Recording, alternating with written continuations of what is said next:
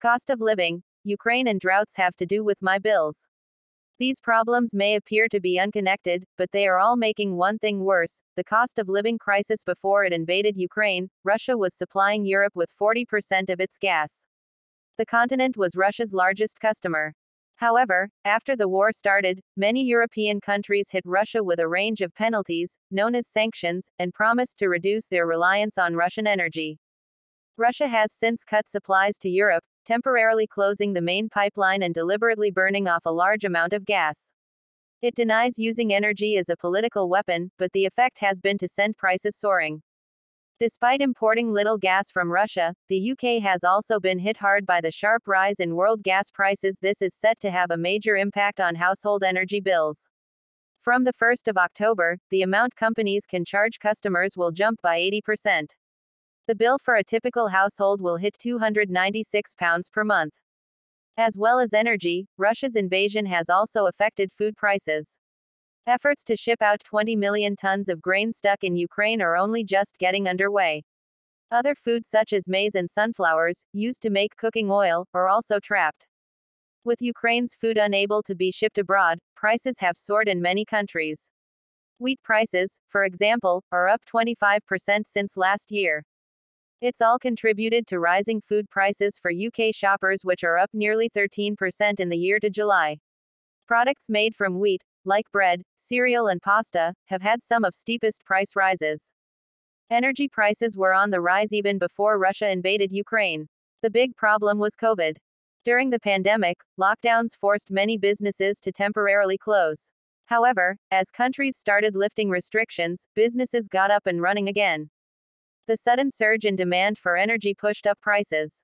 This had a knock-on effect on the cost of all sorts of things people buy, from cars to computer chips and everything they are found in. The shift to home working also pushed up demand and prices, as people needed things like work laptops or webcams. Then, as firms tried to keep up with new orders, bottlenecks formed at busy ports. Finding enough workers has also been a problem for some firms. Businesses like pubs, restaurants and hotels let people go during the pandemic, but have struggled to attract them after reopening. It has all contributed to rising prices for customers. Climate change is expected to cause more frequent extreme weather events around the world.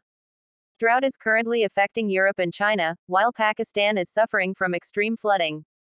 Spain, for example, produces half of the world's supply of olive oil and has been hit by its worst ever recorded drought. Producers say shoppers are already paying a third more for olive oil than last year and warn the drought will increase prices even more. In Italy, tomato crops and wheat used to make pasta have also been affected by extreme weather.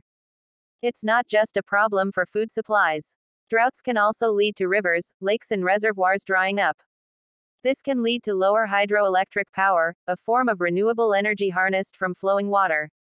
Italy, for example, gets around a fifth of its energy from hydro, but that's fallen by about 40% in the past 12 months. Droughts have also caused power cuts in China. The effect can be to increase demand for other types of fuel, putting even more pressure on prices. More than a quarter of the world's goods are made in China.